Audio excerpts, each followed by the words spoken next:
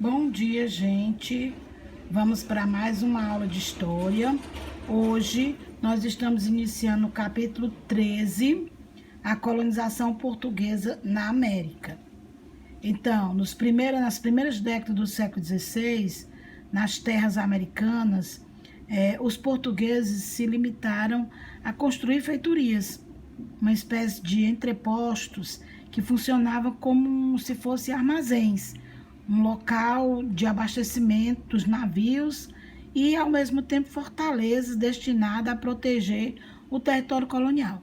Sem sinal de existência de metais preciosos, à primeira vista, explorou-se inicialmente o pau-brasil, uma árvore da qual se aproveitava a madeira, que era muito usada na Europa, né? E também na fabricação de corante vermelho, segundo o historiador Boris Fausto. Então foi dessa forma, né, como nós estamos vendo aí, que iniciou-se a colonização portuguesa na América. O início da colonização, a gente sabe, né, como a gente já falou, iniciou-se com a extração do pau-brasil, que não exigia muita fixação de português no território, não houve inicialmente a criação de povoados, porém as investidas constantes de europeus no litoral, principalmente de franceses, interessados em explorar o pau-brasil, começou a preocupar a coroa portuguesa. E para agravar a situação, os portugueses perderam o monopólio do comércio de especiarias com o Oriente para os holandeses e para os espanhóis. Então, diante desse quadro, a partir de 1530, a coroa portuguesa tomou outras medidas para não perder a sua colônia americana. Como não havia encontrado ouro na nova terra, decidiu estimular a fixação dos portugueses, explorando uma nova atividade econômica que gerasse lucros e, ao mesmo tempo, garantisse a defesa do seu território, da sua colônia. Então, o produto escolhido foi a cana-de-açúcar, muito valorizado pelas elites europeias. Então, a economia açucareira tinha disponibilidade de terras para fazer, tinha um elevado valor do produto na Europa e o clima e o solo era muito favorável. Então, os portugueses já cultivavam cana-de-açúcar nas Ilhas da Madeira, de Cabo Verde, então eles já tinham conhecimentos técnicos necessários para poder produzir o açúcar na colônia portuguesa. Então, aqui nós vimos o quê? O litoral da região era onde hoje corresponde o cultivo da cana-de-açúcar, era o nordeste do Brasil, né? Que oferecia condições necessárias para esse cultivo, clima quente, úmido, solo de massapê, né?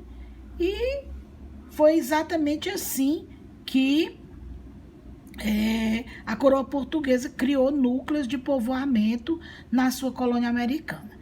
Então, em 1530, ele enviou à América a primeira expedição colonizadora, liderada por Martim Afonso de Souza, que era exatamente com esse objetivo de explorar o litoral, de defender das invasões dos estrangeiros, procurar metais preciosos, fundar povoados, verificar a possibilidade do cultivo da cana-de-açúcar. Então, assim, em 1532, Martim Afonso de Souza fundou São Vicente, né? E desenvolveu o primeiro cultivo de cana-de-açúcar no Brasil. Então, aí, com a fundação de São Vicente, a primeira colônia, ele implantou a cultura de açúcar e os primeiros engenhos para transformá-la em açúcar. Aí o cultivo de cana, inicialmente, né, a produção colonial representava uma parte muito pequena das rendas da coroa portuguesa. Por quê? Porque já no século XVI, o açúcar produzido nas terras, que mais tarde formaria o Brasil, havia se tornado mais lucrativo do que o comércio com o Oriente, do que o comércio com as especiarias e os produtos de luxo. Então, a mão de obra indígena foi muito utilizada na produção açucareira.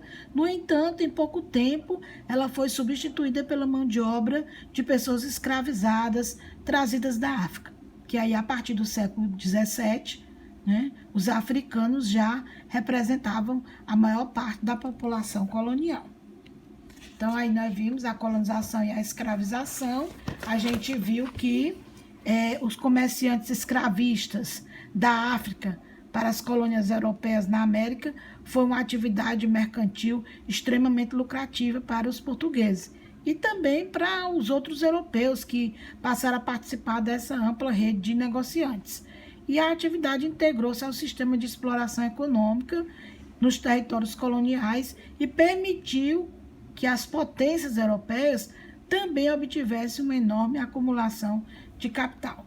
Então, o escravismo tornou-se a mola mestra, a mola propulsora do sistema colonial implantado na América pelos portugueses e ajudou a estruturar a economia de plantation, isto é, a produção agrícola monocultora, né, em larga escala e em grandes extensões de terra, que era voltado totalmente para o mercado externo.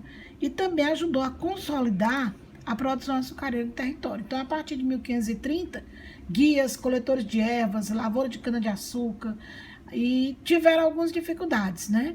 Guerra com os nativos e com os colonos, a proteção dos missionários jesuítas aos índios, a baixa resistência dos indígenas às doenças de origem europeia e o difícil controle das fugas dos indígenas para o sertão.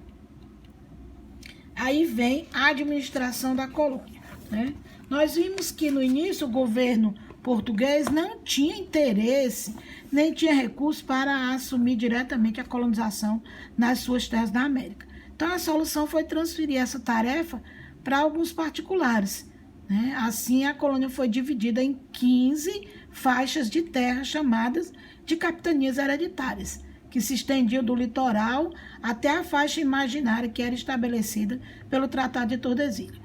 Cada capitania era administrada por um capitão donatário, escolhido pelo rei de Portugal, e que tinha permissão de usufruir as terras pertencentes à coroa, mas não podia vendê-las. Com exceção da capitania de São Vicente e de Pernambuco, que tiveram sucesso com o cultivo da cana-de-açúcar, as demais fracassaram. Então, aí nós temos os 15 lotes de terras entregues pelo rei aos membros da corte portuguesa, e aquele que recebia, né, era chamado de donatário. Existia uma carta de doação, que era um documento que transferia a posse da terra. E a carta foral, que era a carta foral, era um direitos e deveres dos donatários. Os direitos eram ampliar a justiça, escravizar os índios, doar as marias. E os deveres eram fundar povoados, cobrar impostos e defender o território. Então, para garantir a defesa da colônia, em 1548, então, aí nós temos a divisão das capitanias, mostrando aí que quais eram essas capitanias, né? Mas aí a gente sabe, como a gente já falou, as que mais prosperaram foram São Vicente e Pernambuco, né? As outras fracassaram. Por quê? Porque os altos custos dos empreendimentos e o isolamento das capitanias, as doenças tropicais e as relações hostis com os indígenas, entre outras dificuldades, impediram que seus donatários tomassem posse dessas terras. E aí nós temos elas, todas as 15 nós temos, que vai do Pará até Santana, com o nome de cada donatário, né? Então aí nós temos a de Pernambuco, né? Itamaracá, a de Pernambuco, Duarte Coelho, e a de São Vicente, Martim Afonso de Souza. Então aí, né? Para garantir a defesa das colônias, em 1548 a coroa criou o governo geral, né? Um centro político para administrar a América Portuguesa, com sede em Salvador. Então o primeiro governador geral seria Tomé de Souza, que chegou ao Brasil em 1549, acompanhado de padres jesuítas, funcionários reais, soldados, artesãos, entre outros, né? Aí depois veio Duarte da Costa, depois veio Mendes Sá. E as câmaras municipais. Essas câmaras organizavam o cotidiano das vilas e das cidades, né?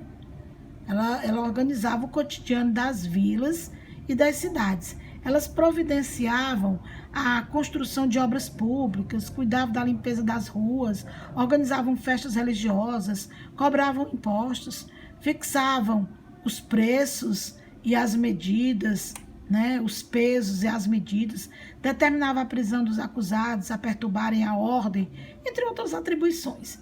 E somente os homens livres, que eram os proprietários de terras e de escravos, que eram portugueses, ou seus descendentes, podiam ser eleitos para vereadores das câmaras municipais.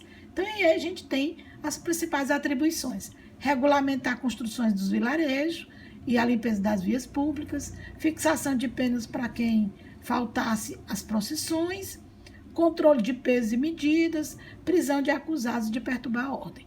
Aí nós temos a imagem da Câmara Municipal no campo da aclamação. E aí o poder local era, através dessas câmaras municipais, que tinha a função de resolver os problemas da vila e do cotidiano de seus moradores. Quer dizer, os vereadores e os juízes eram eleitos pelos chamados homens bons, os grandes proprietários de terras escravocratas. Então, dessa forma, a gente iniciou, né, a colonização das terras portuguesas no Brasil. Por hoje é só, jovens. Vamos às nossas atividades.